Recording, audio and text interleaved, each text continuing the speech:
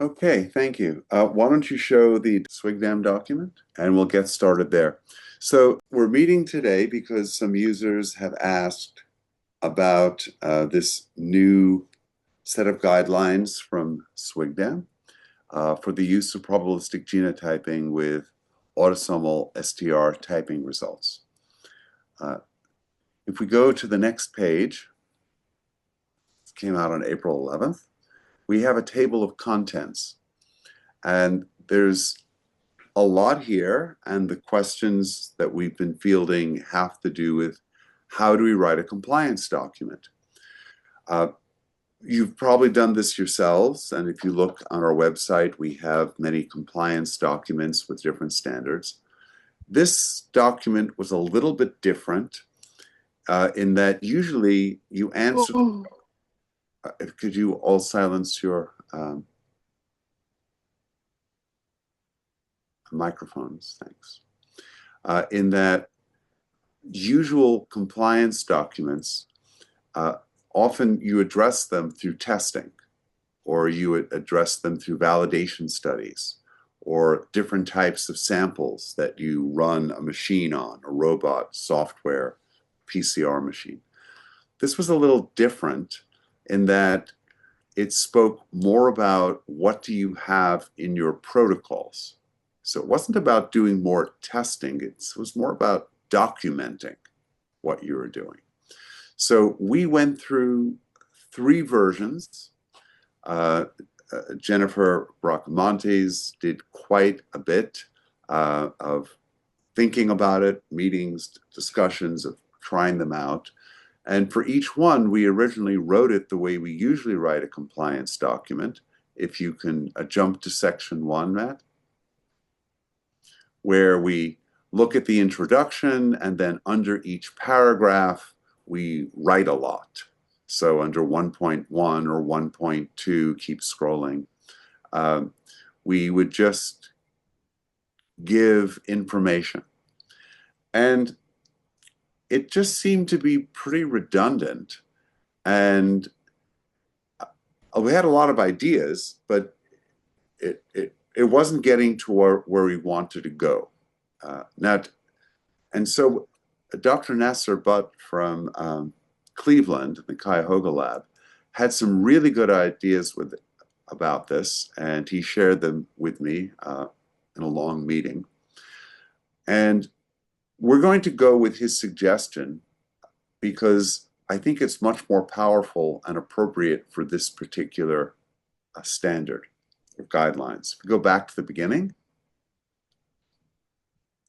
so we have, if we go to page 2, after the table of contents, there's some background, and it continues. Next page, page 3. And there's documents that are implicitly referenced here for the QAS and other SWGDAM documents. And then we go to page 4. And page 4 was really where Dr. Nasser Butt was focusing. Because the core elements is where it says, if you highlight the sentence, the laboratory must establish and apply that paragraph. This is where the word must comes in. The laboratory must establish and apply standard operating procedures to specify the following. And so here is a set of instructions. The laboratory or cybergenetics or anybody who testifies about the work that they do must establish and apply SOPs for these 8 items. Scroll down 1 through 8. And that's very excellent guidance. It also looks as if this particular document was not written with TrueAllele in mind. So the ability to not have to generate a lot of words for the rest of the document, that might not even be relevant, makes life much simpler. So what I'm going to show you is where we're going to do, we would have had a document for you, but our first 3 drafts we don't like. But the one we're preparing this week we can send out, and it should be generic for any laboratory. And let me show you how we're going to do that. Matt, can you show the PowerPoint?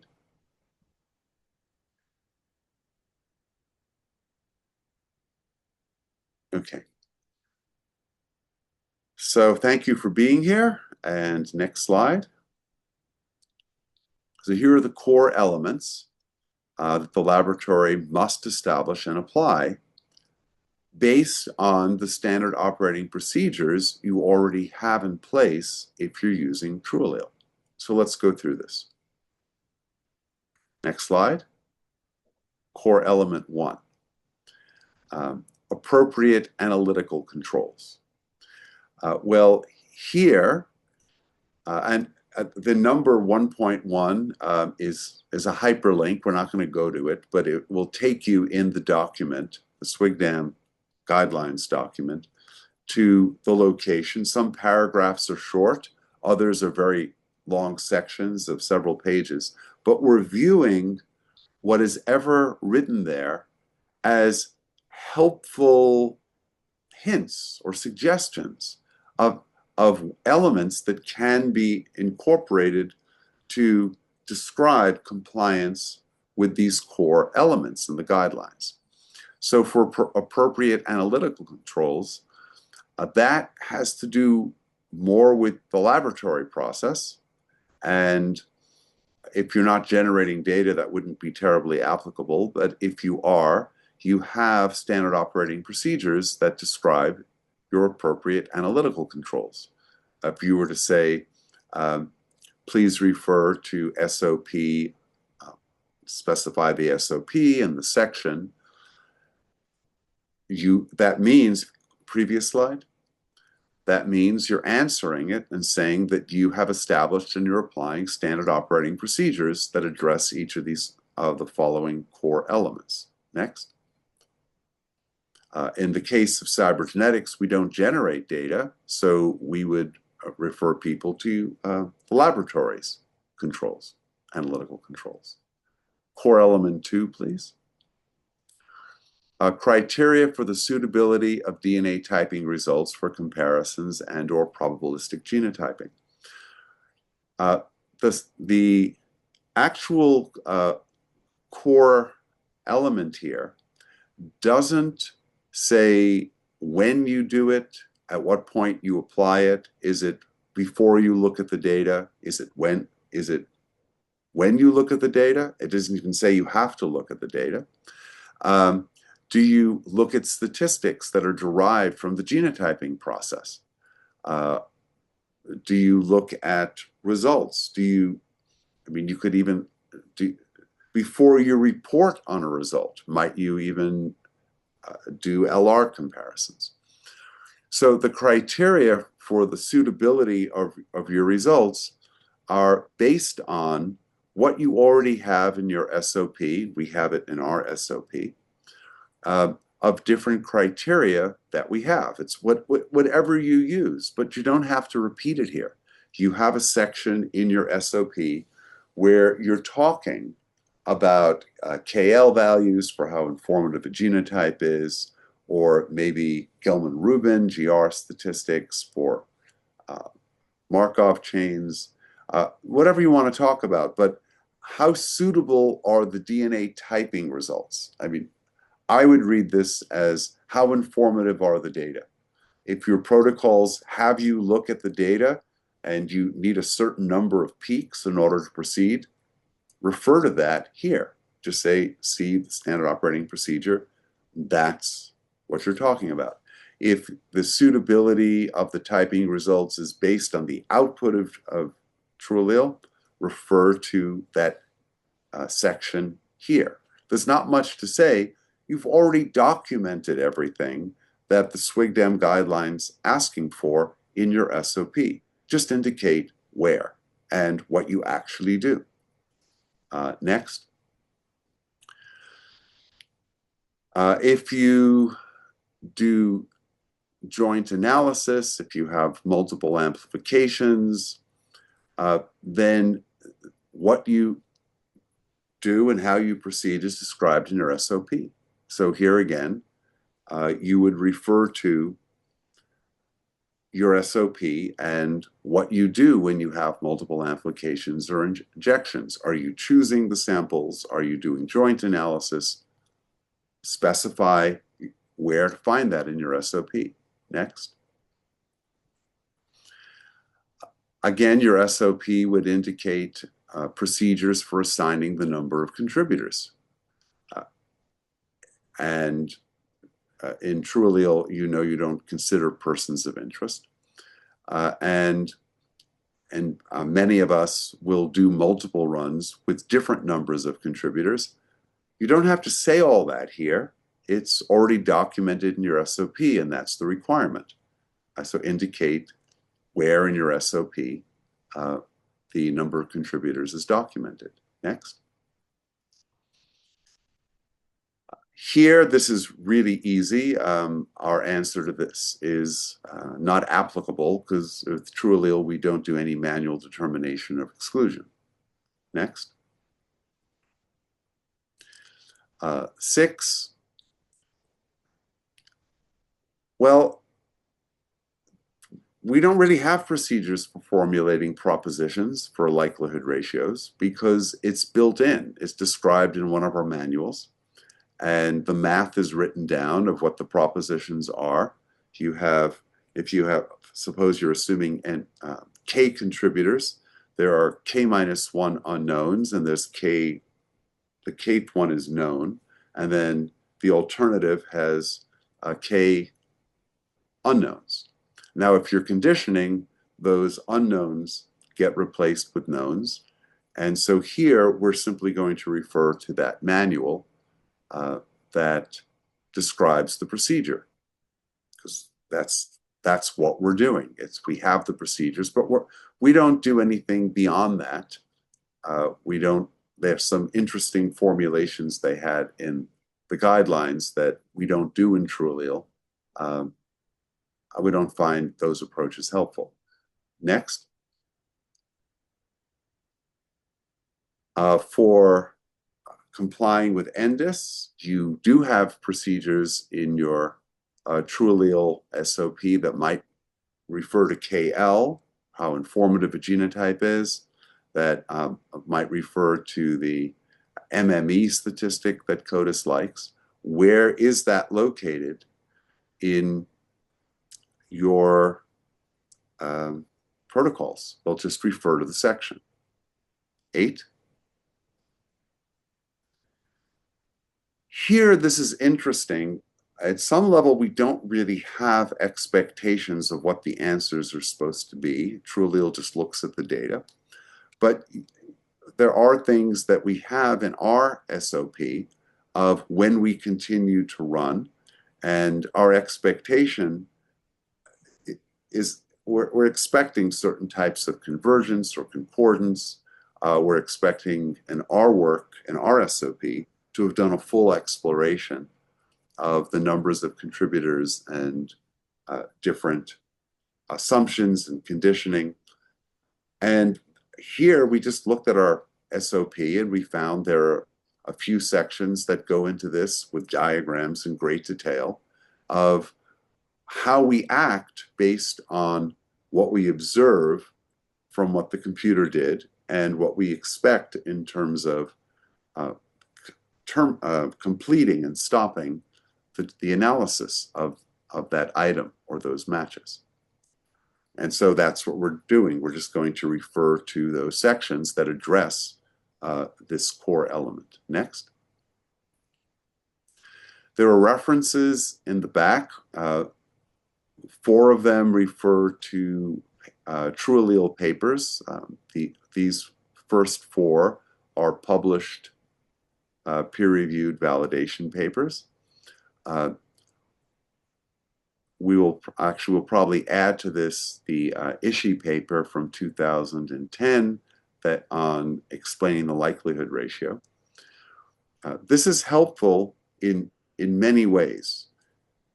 These papers are cited by SWGDAM. So imagine you're being asked about your lab and its relationship with TrueAllele to SWGDAM or these guidelines, you can say that as a laboratory, you rely on national standards, including SWGDAM, but also SWGDAM relies on the community that you're a part of, and that's reflected in SWGDAM's referencing 4 peer-reviewed papers that describe validations and methods with TrueAllele of what it can do, any limits it may have. We haven't validated beyond 10 contributors, for example. The Helion paper, that's the 3rd one down, describes how error rates are calculated and distributions.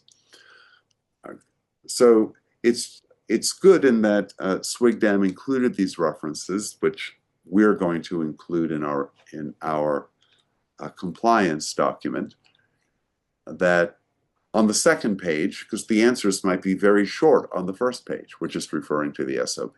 So we're not expecting our compliance document to be more than 2 pages long, including the references. You'd also reference any documents that you're citing, like your own standard operating procedures. And in our case, we're also referring to a manual or 2, and we'll cite the manuals. So this is how we're going to implement this week Dr. Butt's suggestion of how he's complying with these documents. There's a section at the beginning, go back to slide 2, that lays out these are the core elements that you're supposed to follow. And they give a listing of them and answer the question. It's like any exam. Have you established and applied your standard operating procedures for these 8 core elements? Okay, so I'll stop there, and I think we can move to a discussion. I would hope that there are questions or thoughts. I'll say we put a lot of thought into it and met with users and answered a lot of questions. And we found, having gone through it multiple times, that the Cleveland approach, which some of you may also be doing, was very concise and simply addressed the compliance with the guidelines.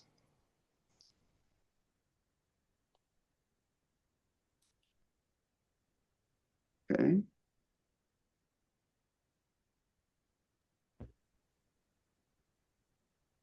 Okay, yeah, please feel free to unmute now. And if you have any questions, you can either shout them out or put them in chat and I'll read them.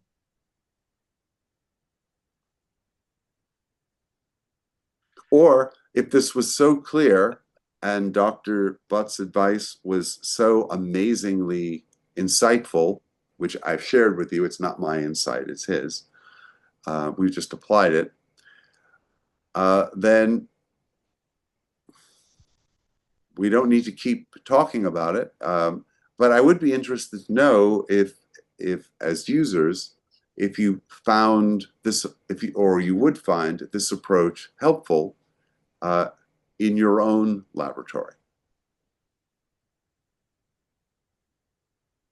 Matt, if we had a feature where we could take a vote and anybody knew how to use it, we could do that, but I don't know. I could probably put polling in next time if you warned me ahead of time. Yeah, I didn't think about it. I did have one primer question for you, if you're interested.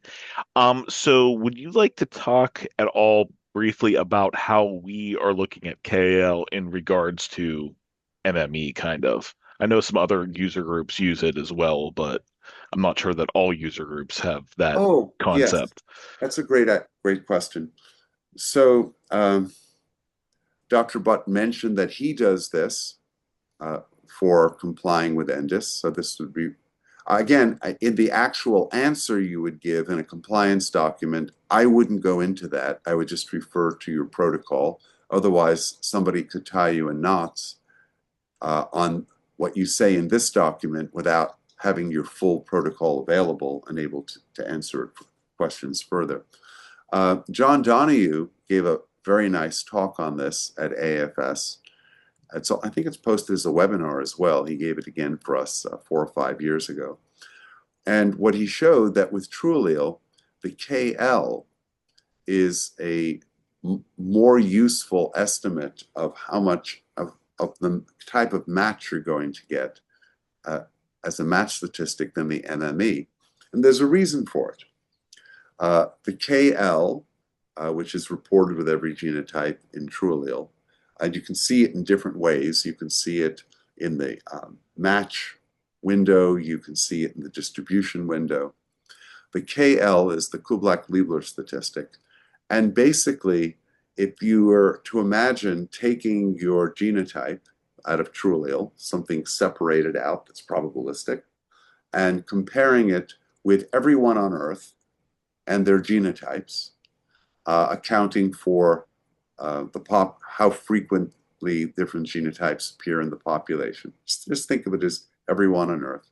You would get a distribution of likelihood ratios for everybody who didn't contribute to the evidence, because there's like 8 billion people who didn't contribute to the evidence, one person, one genotype that did, and you can see relative to either everybody on Earth, or another way of thinking of it is all trillion possible genotypes, what's the distribution of log LRs? Another way of doing that is, instead of looking at everybody on Earth and everybody who's not there, is you can look at the contributor distribution of what is the genotype telling you about the log LRs you're expecting to see from what TrueAllele's inferred. And that's also a bell-like curve that is to the right of 0.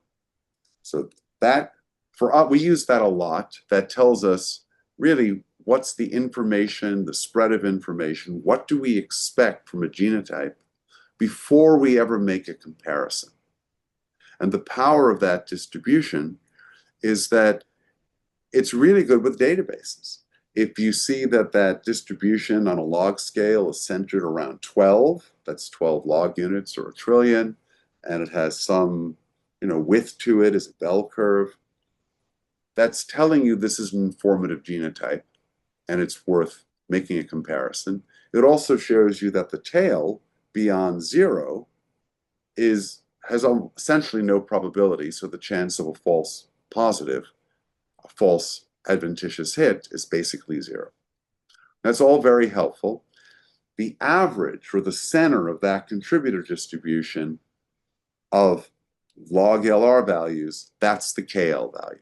It's the expected value of the match statistic, which you can calculate in another way very directly, or you can conceptually think of as the average behavior of all matches that would result from this genotype.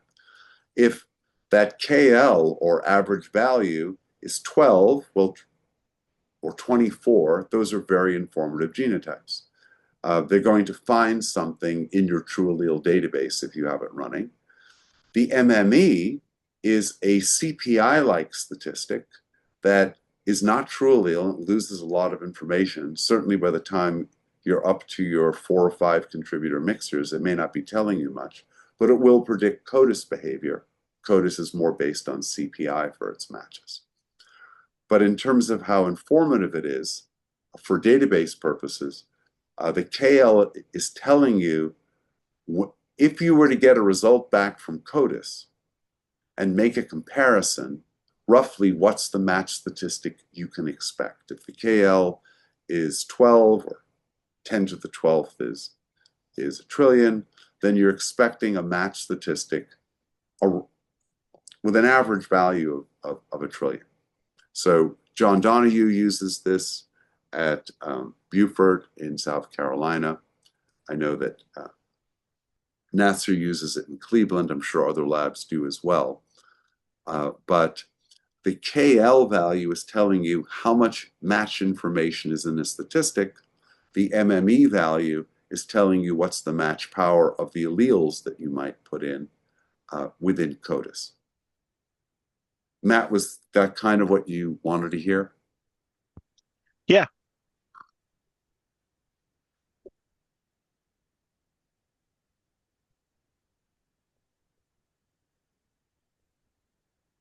Okay.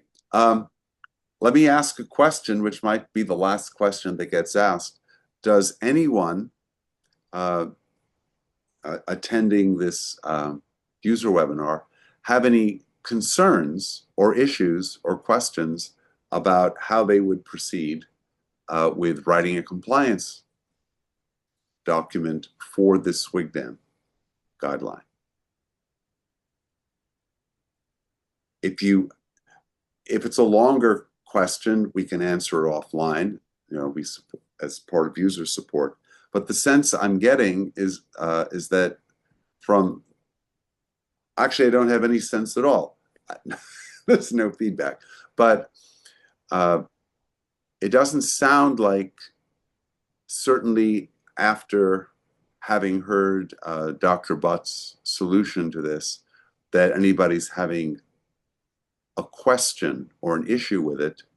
If you go up to the top of the page, Matt, it's just a matter of taking the standard operating procedures you have that already specify each of these core elements, you've already established them, and just giving a sentence that points to the SOPs of how you apply them. And then there's nothing new you have to do. You already have the SOPs. So again, we can't take a vote to see if you agree with that, but if that works for everybody, that's fine. And if you have questions, you can contact us. I'm not going to belabor it if it's that obvious. It wasn't obvious to us, it wasn't obvious to some of the users, but this core element focus, I think, makes it much simpler. And it's definitely what Cleveland's doing and what we're going to do as well. Yeah, and Mark, just to clarify the plan. So whenever I send out the recording to the webinar, I'll probably also send out, we could link to our compliance document. Yes, because we should have it by the end of the week. Yep. And we'll post it on our website as well. So you'll have a link to send it to. And a link to the SWGDAM guideline will be at the very beginning of our compliance document. Yep. So you don't have to really look any further than the webinar and our compliance document.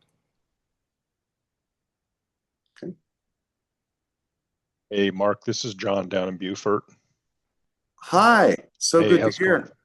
Hey, I guess we're kind of like NASA here. I looked at this and I did not see any work that we really had to do at all, since everything was already pretty much incorporated into our manuals and our validation to begin with. One question I had, and maybe somebody else can answer it who's more well-versed on this than me, but this is the controlling document is supposed to be the QAS. And I'm wondering when the SWGDAM autosomal guidelines for probabilistic genotyping have they taken over? I mean, or is this just elaborating things that people are supposed to have validated that are not quite so, I guess, well drawn out in the QAS? I guess that's my question for anybody. The latter, John. This is Lisa Shearmeyer Wood from Virginia. And because the most recent QAS has not specified too terribly much about PGS systems, the Autosomal Committee wanted to kind of bridge that gap by putting out this document. And so the next version of the QAS, which will be expected in, I can't believe I'm saying this, 2030, will likely be addressing PGSs a little bit more specifically, especially in light of the questions that are being raised about the need for such in-depth validation of some of these systems that really don't necessarily have to have such extensive validation done. Dr. Perlin had given me some really good feedback regarding the PGS validation draft that was out there, and between his comments and some other comments that people had, the next version of the QAS, especially with respect to validation of these computer software, computer systems that we can't make any changes to, is going to be one of the main questions that we're already pursuing with the QAS committee. Great, thanks.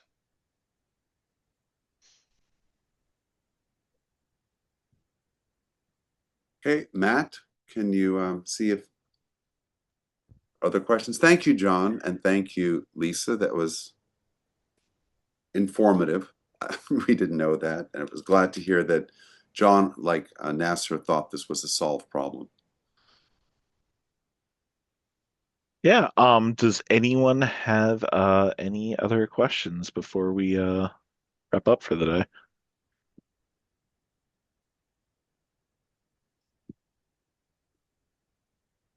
Okay, so that's great. We'll prepare the document, post it, send this out so that people who in your labs who haven't seen this can take a look. And if you have further questions, we'll try to answer them. Thank you very much.